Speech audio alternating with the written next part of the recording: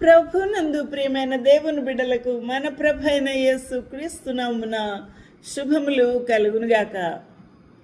ఈ యొక్క ఉదయకాల సమయమందు దేవుని యొక్క వాక్య ధ్యానము నుండి యేసు క్రీస్తు ప్రభు శిల్వ ధ్యానములను మనము మంచి శుక్రవారముగా ఎంతో భక్తి శ్రద్ధలతో సర్వలోకమంతా విశ్వాసులు దేవుని కొనియాడి ధ్యానము చేసి ప్రభుకు నివాళులు అర్పించి ఉండవచ్చు. అయితే దేవునామునికి మహిమ కలుగుగాక.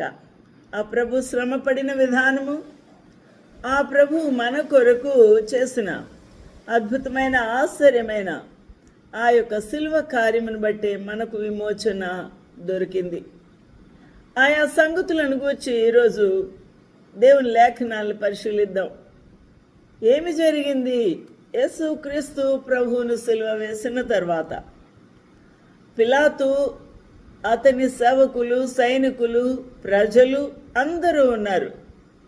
అందరి యొక్క సమక్షంలోనే సిలువను వేస్తూ అపహసిస్తూ వారు పరిశీలిస్తూ ఉన్నారు, నిజంగా ఈయన దేవుని కుమారుడా అని.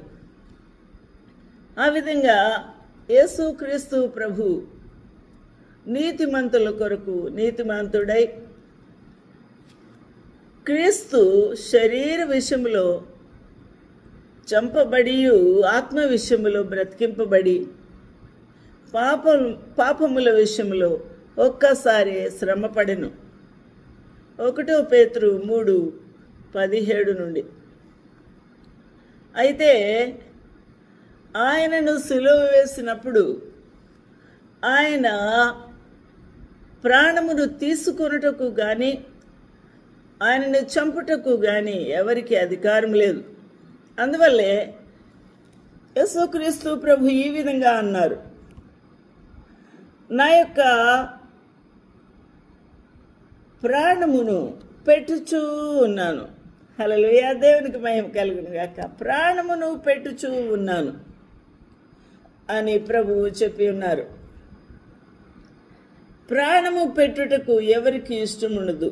ఎవరికైనా ప్రాణము బహు తీపి.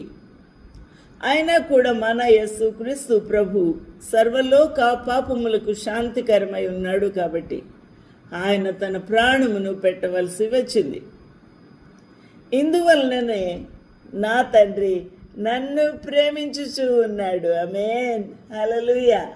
ఎవరికైనా మరి ఇంత మంచి కుమారుడు అంటే ముద్దురాడా?